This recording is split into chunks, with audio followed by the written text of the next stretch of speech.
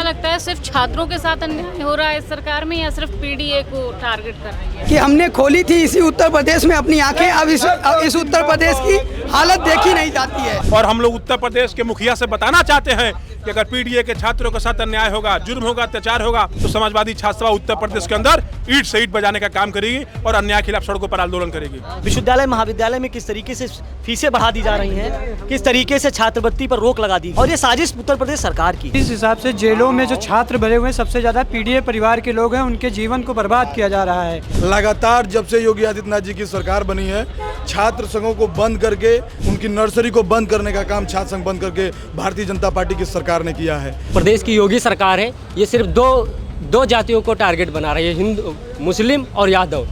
इन दोनों को टारगेट बना रही है। यादवों के एनकाउंटर किए जा रहे हैं।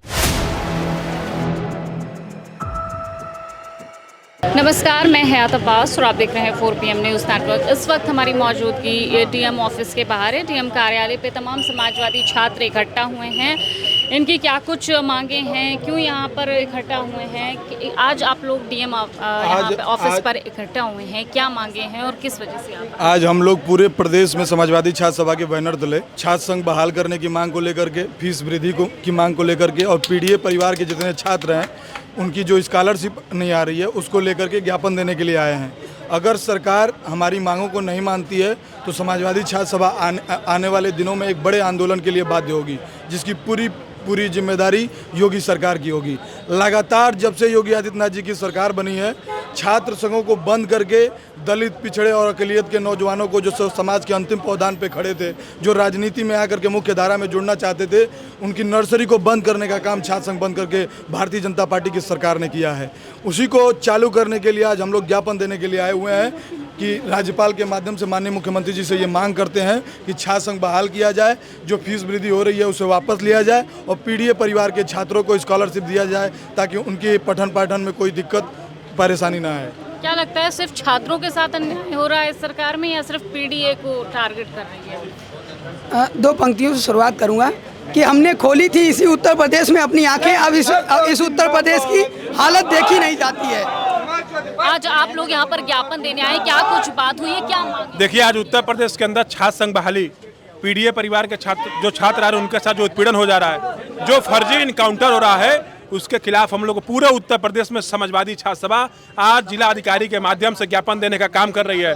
और हम लोग उत्तर प्रदेश के मुखिया से बताना चाहते हैं कि अगर पीडीए के छात्रों के साथ अन्याय होगा, जुर्म होगा, अत्याचार होगा, छात्र संघ का चुनाव नहीं होगा, छात्रवृत्ति नहीं दी जाएगी तो समाजवादी छात्र सभा उत्तर प्रदेश के अंदर ईंट से ईंट बजाने का काम करेगी और अन्याय के खिलाफ सड़कों पर आंदोलन करेगी। आप लोगों ने ज्ञापन दिया है, क्या कुछ बात हुई है? देखिए, हम लोगों ने जिला अधिकारी के माध्यम से उत्तर प्रदेश के राज्यपाल को, मुख्यमंत्री को ज्ञापन देने का काम किया है और हम लोग चाहते हैं कि उत्तर प्रदेश के अंदर छात्र संघ का चुनाव बहाल हो, छात्रवृत्ति मिले, पिछड़ा, दलित, अल्पसंख्यक परिवार के छात्रों को छात्रवृत्ति नहीं मिले वो भी मिले और अन्याय न हो, और जो निर्दोष छात्रों को जेलों में भर दिया गया है उनकी रिहाई की हम लोग मांग करते हैं। इसके खिलाफ हम लोग का ज्ञापन है। अगर हम लोग की मांग नहीं मानी जाएगी तो हम लोग उत्तर प्रदेश के मुख्यमंत्री के भी घर को घेरने का काम करेंगे। देखिए, छात्र संघ यहाँ पर मौजूद है समाजवादी पार्टी का और उनका आरोप है सरकार पर कि पीडीए की सुनवाई नहीं हो रही है, पीडीए को नज़रअंदाज किया जा रहा है योगी सरकार द्वारा।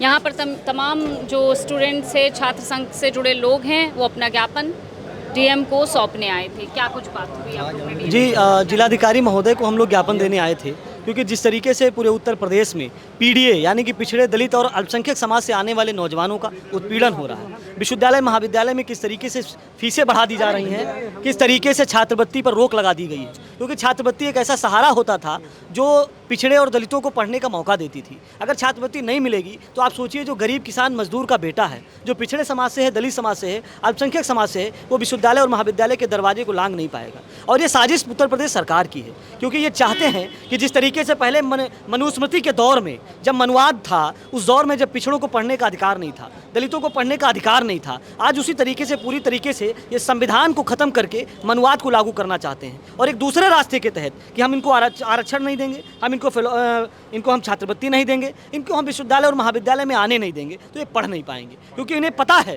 कि अगर पिछड़े और दलित समाज के लोग पढ़ गए तो सरकार से सवाल करेंगे और ये सरकार सवालों को पचा नहीं पा रही। और भी स्टूडेंट हैं, क्या कहना चाहेंगे कि वाकई दलित और पिछड़ा के साथ, थोड़ा साइड होइए, हाँ, दलित और पिछड़ा और पीडीए के साथ ही नाइंसाफी हो रही है? देखिए, जिस हिसाब से जेलों में जो छात्र भरे हुए हैं, सबसे ज़्यादा पीडीए परिवार के लोग हैं, उनके जीवन को बर्बाद किया जा रहा है।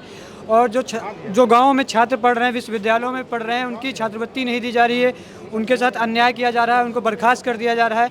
लगातार सरकार और सरकारी लोग तानाशाही कर रहे हैं। मेरा नाम शैलेंद्र है, मैं लखनऊ विश्वविद्यालय का छात्र हूं। मैंने भी छात्रवृत्ति के लिए 3 साल पढ़ा, लेकिन 3 सालों में मुझे एक बार छात्रवृत्ति नहीं प्राप्त हुई। कारण था कि जो जनरल कोटे के छात्र थे उनको 55% पर भी स्कॉलरशिप मिल जाती थी, और मेरे तो 62% थे, लेकिन उसमें क्राइटेरिया लगा दी गई कि 65% से जिसके भी कम नंबर आ रहे हैं उसे छात्रवृत्ति नहीं दी जाएगी। तो आप बताइए, ये कहीं ना कहीं मैंने पिछड़ा वर्ग आयोग को भी लिख कर दिया, एक ज्ञापन वहाँ पर दिया, और उसके बाद RTI डाली, और ना तो आज तक RTI का जवाब मिला, ना तो उस ज्ञापन का कोई रिस्पॉन्स आया। तो देखिए, आप सुन रहे हैं कि किस तरह से पीडीए जिस तरह से आरोप लगा रहा है मौजूदा सरकार पे कि पीडीए के साथ कहीं ना कहीं नाइंसाफ़ी हो रही है, इन छात्रों के साथ नाइंसाफ़ी हो रही है। तमाम अपनी मांगों को लेकर धरना प्रदर्शन कर रहे थे, ज्ञापन सौंपने आए थे, और लगातार इसी तरह के ज्ञापन देते रहेंगे जब तक इनकी मांगें पूरी नहीं हो जाती। ऐसे बड़ा कड़ा रुख अपनाएंगे, इनका ऐसा कहना है। फिलहाल क्या कुछ होगा ये तो समय ही बताएगा कि इनके ज्ञापन पे कोई सुनवाई होती है या ठंडे बस्ते में डाल दिया जाता है। भारतीय जनता पार्टी छात्र संघ को बंद करके नींव की ईंट को ख़त्म करना चाहती है, इसलिए समाजवादी छात्र सभा के लोग लगातार सड़कों पे हैं और ज्ञापन के माध्यम से छात्र संघ बहाल करने की मांग कर रहे हैं। अगर सरकार जाग जाती है तो ठीक है, नहीं तो बड़ा आंदोलन करके सरकार को जगाने का काम किया जाएगा। और ये मैं बताना चाहूँगा कि जो प्रदेश की योगी सरकार है, ये सिर्फ दो जातियों को टारगेट बना रही है, हिंदू, मुस्लिम और यादव।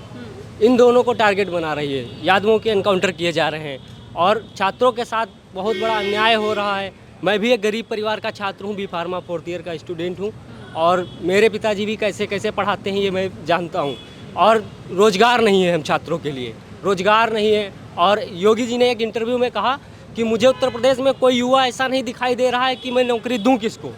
ये एक ऐसी भावना रहती है उत्तर प्रदेश के मुख्यमंत्री की, और वो विशेष जातियों को ही टारगेट करते रहते हैं। देखिए, यहाँ पे तमाम छात्र थे, तमाम जो समाजवादी संघ के छात्र थे, उनका साफ तौर पे कहना है कि सरकार पीडीए परिवार के साथ भेदभाव कर रही है। इसके चलते आज DM कार्यालय पे ज्ञापन सौंपने आए थे और अपनी मांगों को रखा है। अगर इस तरह से सरकार नहीं सुनती है तो आगे भी इन लोगों का इसी तरह से धरना और ये ज्ञापन देने का सिलसिला जारी रहेगा। कैमरा पर्सन सत्यनारायण के साथ मैं हयात अब्बास, 4PM न्यूज़ नेटवर्क।